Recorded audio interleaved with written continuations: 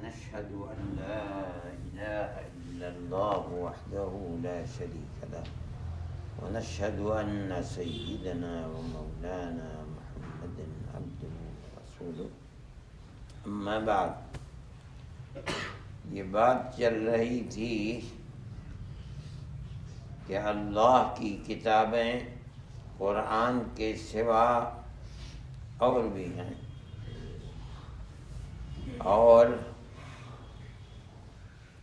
قرآن میں کہا گیا ہے شہر رمضان الذی انزل فیہ القرآن،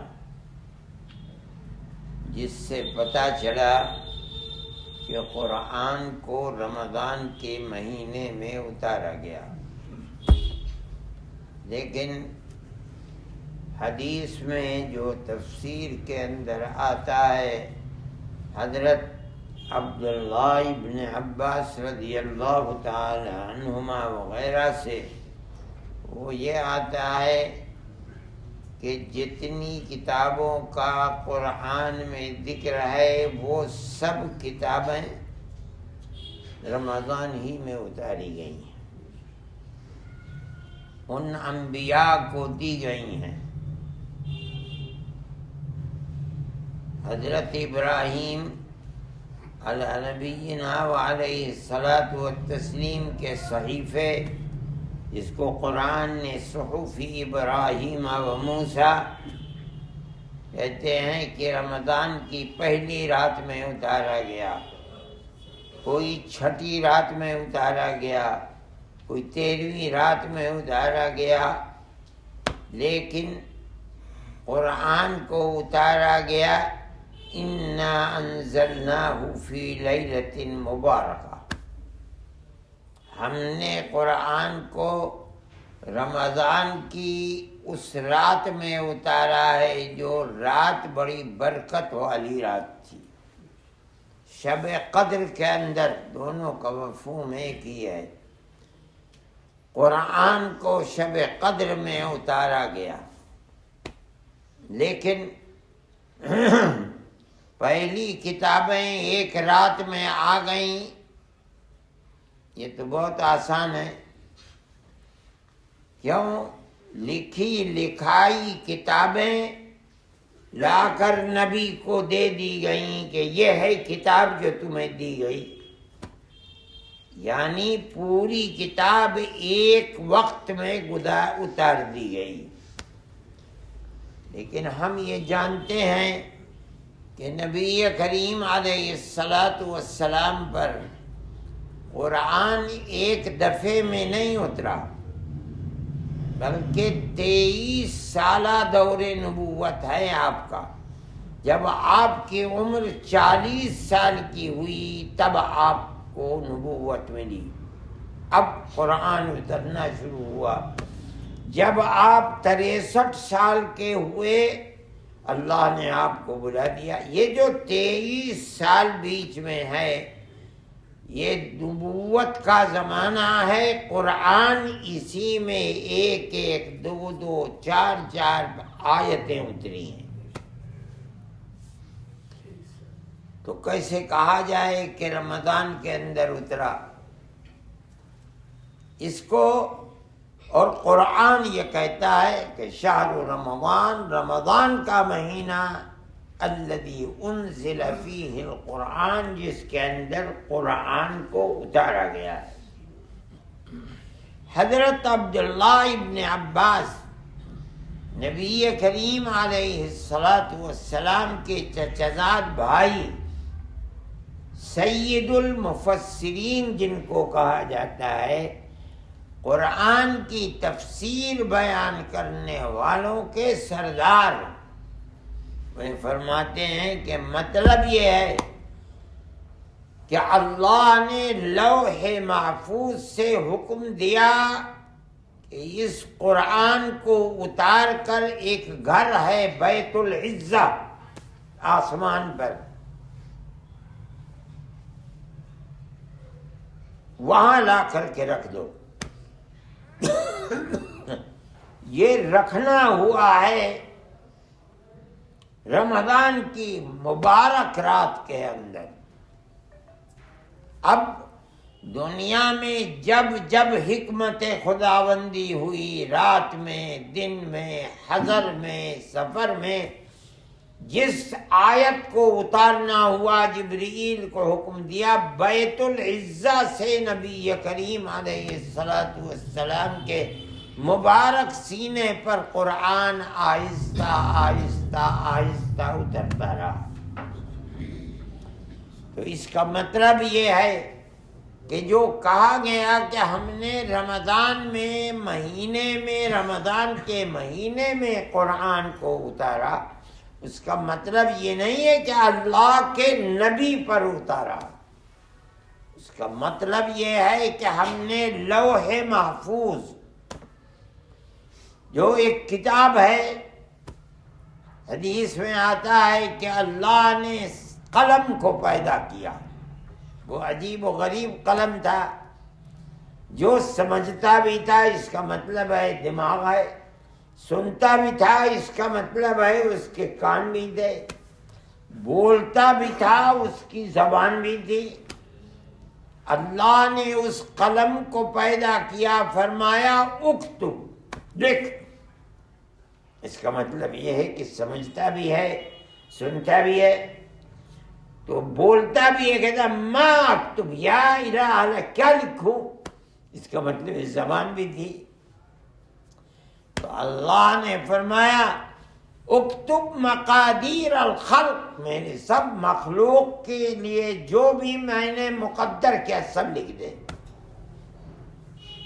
فکتب ما کان وما یکون، اللہ کے نبی فرماتے ہیں آج سے پہلے جو کچھ دنیا میں ہوا قلم نے سب لکھ دیا، اور جو آج کے بعد ہوگا قلم نے اس کو بھی لکھ دیا۔ کہاں لکھ دیا؟ وہ کتاب کا نام ہے لوح محفوظ۔ جتنی کتابیں اتری ہیں وہ بھی لوح محفوظ میں ہیں، انبیاء کی تقدیریں بھی لوح محفوظ میں، اس کا مطلب ہے قرآن بھی لوح محفوظ میں لکھا ہوا ہے۔ اللہ فرماتا ہے لوح محفوظ میں جو لکھا ہوا قرآن ہے اسے بیت العزہ کے اندر اتار دو۔ نبی کریم علیہ السلام کے فرمان کے مطابق رمضان میں قرآن کہتا ہے اس کو اتار کر کے لوح محفوظ سے بیت العزہ کہاں ہے؟ بالکل کعبۃ اللہ کے سامنے اوپر۔ لو سقط لسقط علی کعبۃ اللہ، اگر وہ اوپر سے نیچے گرے تو کعبۃ اللہ کے اوپر آ کے گرے گا۔ یہ وہ جگہ ہے جہاں قرآن محفوظ تھا۔ کہاں سے؟ لوح محفوظ سے۔ جبرائیل امین حکم خداوندی کے مطابق وہاں سے آیت 5 آیتیں حکم کے مطابق لاتے تھے، اللہ کے نبی پر وحی آتی تھی اور وہ قرآن آپ کو دے کر جاتے تھے۔ اللہ کے نبی صحابہ کو سناتے تھے، اور جو لکھنے والے چند مخصوص صحابہ تھے ان کو بتاتے تھے اور وہ لکھ دیا کرتے تھے۔ یہ ہے مطلب رمضان میں قرآن کے اترنے کا۔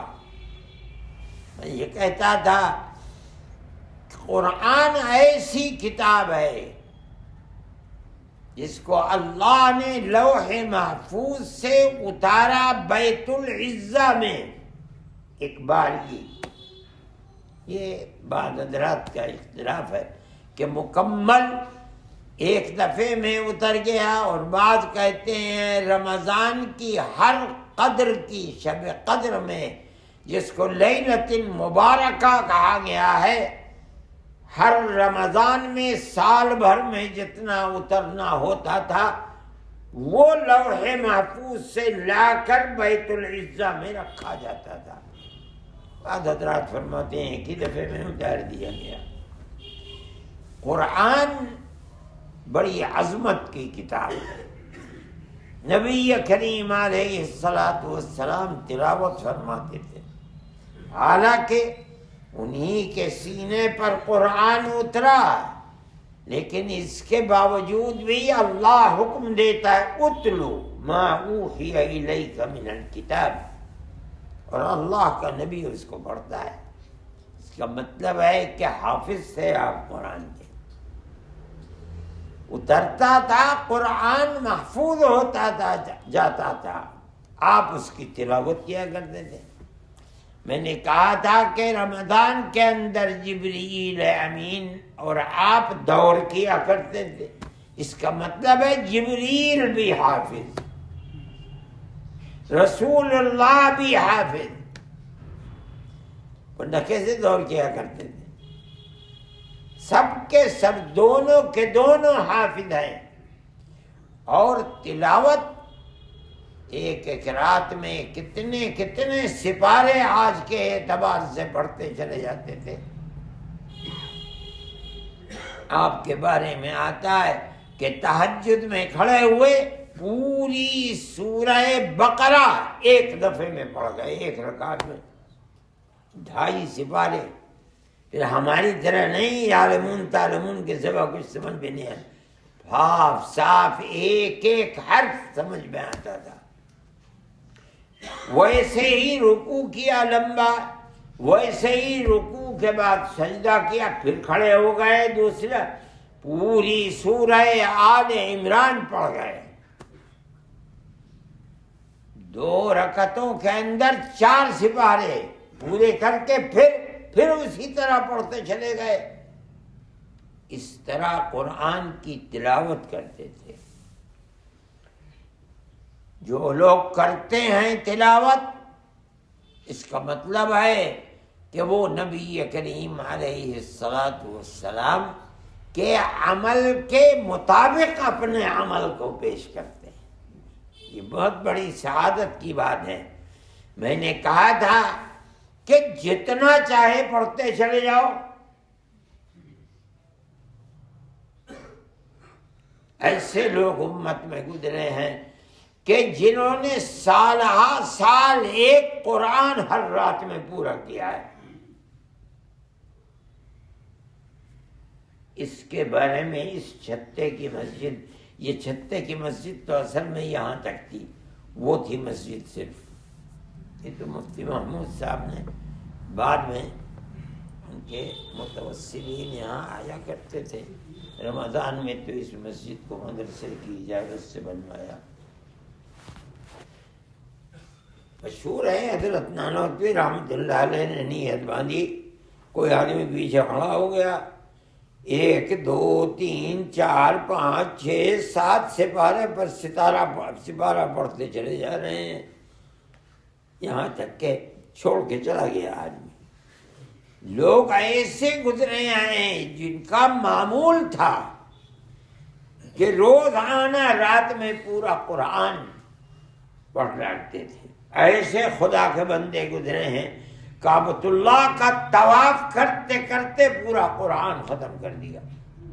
محدثین لکھتے ہیں، ایسے لوگوں کے نام لکھتے ہیں. اس لیے قرآن کی تلاوت، اور خاص طریقے پر رمضان میں تلاوت، اس مہینے میں جس مہینے کو قرآن کے اتارنے کے لیے اللہ نے منتخب فرمایا، یہ بہترین ذکر ہے. اور قرآن ذکر ہی، اللہ اس کو قرآن میں انا نحن نزلنا الذکر، مراد قرآن ہے. ہم نے قرآن کو اتارا اور ہم اس قرآن کے محافظ ہیں. کوئی کتاب محفوظ نہیں رہ سکی. اگر 1400 سال سے کتاب محفوظ ہے اور ہمارا عقیدہ ہے کہ قیامت تک یہ کتاب انشاءاللہ محفوظ رہے گی، تو وہ صرف ایک ہی کتاب ہے، قرآن جس کو کہا جاتا ہے. میں یہ سب اس لیے کہہ رہا ہوں کہ اللہ کا نبی جب رمضان آتا تھا تو کمر کس لیتے تھے اللہ کی عبادت کے لیے۔ عبادت کون سی؟ قرآن کی تلاوت، خاص طور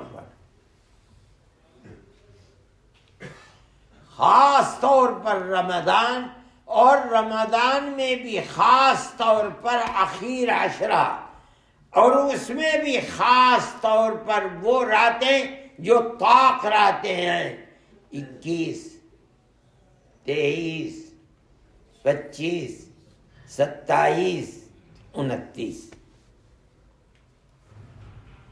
یہ نبی علیہ السلام کا معمول رہا ہے آخر میں۔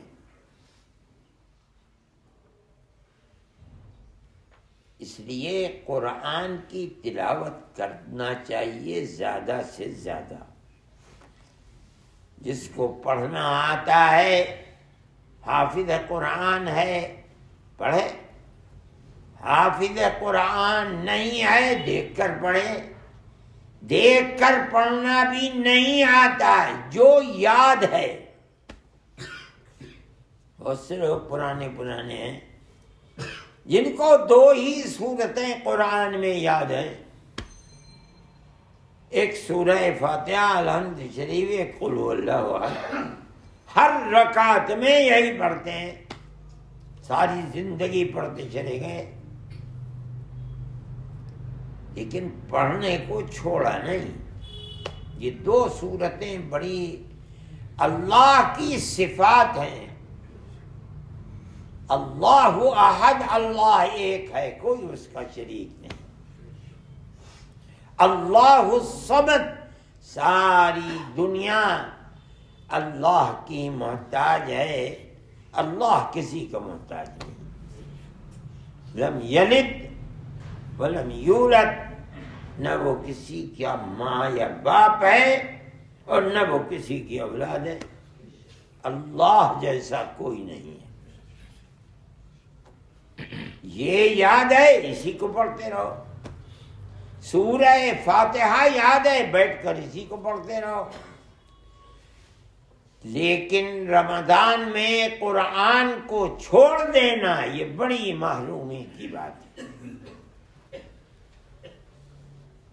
نبی کریم علیہ السلام کے زمانے میں ایسے لوگ تھے جو صرف قل هو اللہ احد کی بے پناہ بے شمار تلاوت کیا کرتے۔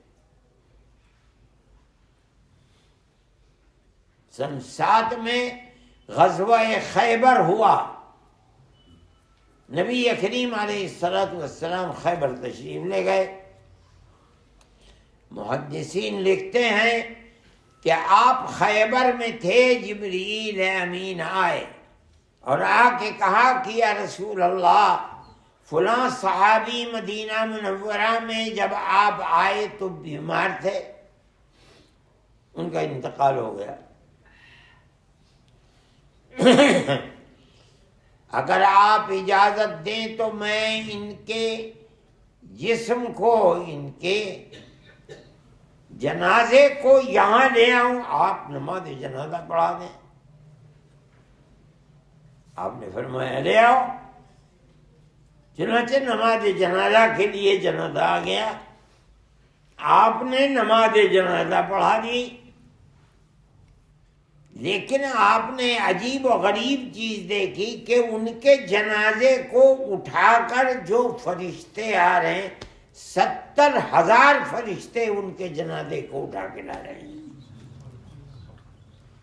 بڑا تعجب ہوا آپ کو۔ ایک تو جبریل امین بغیر اللہ کے حکم کے نہیں آتے، اللہ نے انہیں حکم دیا کہ ان صحابی کی نماز جنازہ رسول اللہ سے پڑھواؤ۔ رسول اللہ اللہ کے حکم کا تابع، کہا اٹھا کے لاؤ۔ آ گیا جنازہ، سارا کام اللہ کے حکم سے ہو رہا ہے۔ اب دیکھا آپ نے یہ کہ اتنی بڑی تعداد ہے صحابہ کی، تو آپ نے تعجب سے پوچھا جبرائیل امین سے کہ یہ کیا کیا کرتے تھے، اللہ کو ان کا کون سا عمل اتنا مقبول تھا کہ تمہیں حکم دیا جنازہ لے کر آؤ، میں نے نماز جنازہ اور اتنی بڑی تعداد فرشتوں کی آئی ہے۔ تو جبرائیل امین نے بتایا کہ یا رسول اللہ یہ چلتے پھرتے اٹھتے بیٹھتے ہر وقت قل هو اللہ احد پڑھا کرتے تھے۔ عجیب و غریب چیز ہے، اس لیے کسی کو کچھ یاد نہیں ہے، پڑھنا نہیں آتا اور کچھ، قل هو اللہ احد پڑھتے رہو۔ اس کی تلاوت مومن کے لیے بہت بڑی سعادت مندی ہے، اللہ سے قربت پیدا کرنے والی چیز ہے۔ اس سے پڑھنا، اس کا مطلب ہے کہ آدمی کو اس صورت سے محبت ہے۔ کیوں؟ اللہ کی صفاتیں ہیں، اللہ ایک ہے، کوئی شریک نہیں، ساری دنیا اللہ کی محتاج ہے، اللہ کسی کا محتاج نہیں ہے۔ الصمد، نہ اس کی اولاد ہے، نہ اس کی ماں ہے، نہ اس کا باپ ہے، اللہ جیسا با کمال کوئی نہیں ہے۔ جو اس کو پڑھے گا اس کا مطلب ہے کہ اس کو اللہ کی صفات، جس کو توحید کہا جاتا ہے، اللہ جیسا کوئی نہیں ہے، مجھے اپنے اللہ سے محبت ہے۔ جب آپ مدینہ منورہ تشریف لے گئے ہیں تو مدینہ منورہ میں داخل ہونے سے پہلے آپ مدینہ منورہ سے 3 کلومیٹر کا اب فاصلہ ہے، پہلے میل ہوا کرتے تھے۔ ایک جگہ ہے، مسجد ہے قباء، جو لوگ گئے ہیں انہوں نے دیکھا ہوگا۔ سب سے پہلے آپ یہاں رکے ہیں چند دن۔ یہاں ایک خاندان آباد تھا، بنو عمرو بن عوف۔ مدینہ منورہ میں جانے سے پہلے ایمان یہاں کے لوگ لائے۔ سب سے پہلی مسجد یہاں بنائی۔ اس مسجد کا پہلا پتھر نبی کریم علیہ السلام کے ہاتھ سے رکھا ہوا ہے، مبارک ہاتھ سے۔ دوسرا پتھر حضرت ابو بکر صدیق رضی اللہ تعالی عنہ کے ہاتھ کا ہے۔ ہجرت کے بعد یہ سب سے پہلی مسجد ہے۔ یہاں آپ نے ایک امام متعین کیا، ہفتے میں ایک دفعہ آپ مدینہ منورہ سے اس مسجد میں آیا کرتے تھے۔ بڑی مبارک مسجد ہے، اب تو بہت بڑی ہو گئی، پہلے چھوٹی سی تھی۔ یہاں ایک امام تھے، ہو سکتا ہے اللہ کے نبی نے انہیں امام بنایا ہو، یا اب تو امام تلاش کیا جاتا ہے جو سب سے بیکار ہو، بھائی چلو اسے امام بنا دو۔ وہ سب سے زیادہ نیک، پابند، اسلام کے، قرآن کے پڑھنے والے، اپنے معاشرے میں قباء میں بسنے والوں میں سب سے پاکیزہ صفت آدمی تھے۔ وہ نماز پڑھاتے تھے، مگر عجیب طرح پڑھاتے تھے۔ ہر نماز میں پہلے سورہ فاتحہ پڑھی جاتی ہے، پڑھتے تھے۔ سورہ فاتحہ کے بعد قل هو اللہ احد ضرور پڑھتے تھے۔ قل هو اللہ احد کے بعد پھر کوئی اور سورت پڑھتے تھے۔ لوگوں نے کہا کہ بھئی تم تو اس طرح نماز پڑھتے ہو، اللہ کے نبی بھی ایسے نہیں پڑھتے۔ یا تو قل هو اللہ احد پڑھ کے رکوع کر دو، یا قل هو اللہ احد نہ پڑھو، کوئی اور سورت پڑھو اس کے بعد رکوع کرو، لیکن تم ہر رکعت کے اندر قل هو اللہ احد ضرور پڑھتے ہو، اس طریقے کو چھوڑ دو۔ انہوں نے کہا بھائی جس سے چاہے پڑھا لو نماز، میں تو اگر پڑھاؤں گا نماز تو اسی طرح پڑھاؤں گا، ہر رکعت میں قل هو اللہ احد۔ لیکن یہ سمجھتے تھے لوگ کہ ہم میں سب سے زیادہ مستحق امامت کا یہی ہے، امام در حقیقت نماز پڑھنے والے اور اللہ کے درمیان میں امام واسطہ اور وسیلہ ہے نماز کی قبولیت کا۔ اس لیے امام وہ ہونا چاہیے جس کا تعلق اللہ سے سب سے زیادہ ہے۔ تو جب نبی کریم علیہ الصلاۃ والسلام آئے تو لوگوں نے کہا کہ یا رسول اللہ یہ تو عجیب طرح نماز پڑھاتا ہے، کیا؟ لوگوں نے عرض کیا کہ یا رسول اللہ ہر رکعت میں سورہ فاتحہ الحمد شریف کے بعد قل هو اللہ احد ضرور پڑھتا ہے۔ تو آپ نے پوچھا، فرمایا پوچھو اس سے کیوں پڑھتا ہے؟ تو اس نے کہا یا رسول اللہ اس سورت کی ایک ایک آیت میں اللہ کی صفت ہے، پاکیزگی، بلندی، توحید، مجھے اس سورت سے بڑی محبت ہے۔ یہ عجیب و غریب چیز تھی۔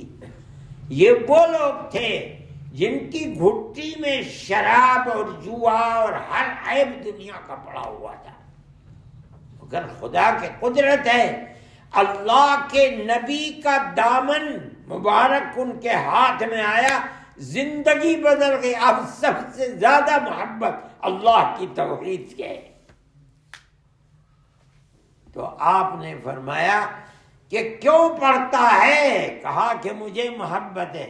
فرمایا ان حبک ایہا ادخلک الجنہ، اس صورت سے تیری محبت نے تجھے جنت میں پہنچا دیا۔ مطلب ہے کہ قرآن کی جو آیت یاد ہے، اگر پڑھنا نہیں آتا، پڑھا نہیں جاتا، تو کم از کم مومن کو جو فرض ہے، اور ایسا فرض ہے کہ اللہ ایمان کے بعد سب سے زیادہ ضروری چیز 5 نمازوں کو اپنے وقت میں پڑھنا ہے، اور نماز کے اندر قرآن کا ہونا ضروری ہے، یہ فرض ہے۔ اس لیے اس کی تلاوت کرنا مومن کے لیے بڑی اہمیت رکھنے والی چیز ہے۔ 12 مہینے کا سال ہے، 11 مہینے میں اللہ کا ذکر کرو، جس چیز سے چاہو کرو، لیکن خاص طریقے کے اوپر رمضان میں کثرت کے ساتھ قرآن کی تلاوت ہونی چاہیے۔ جتنا ممکن ہے تلاوت کرو، جتنا ہو سکتا ہے زیادہ سے زیادہ کرو، یہ بڑی سعادت مندی کی بات ہے۔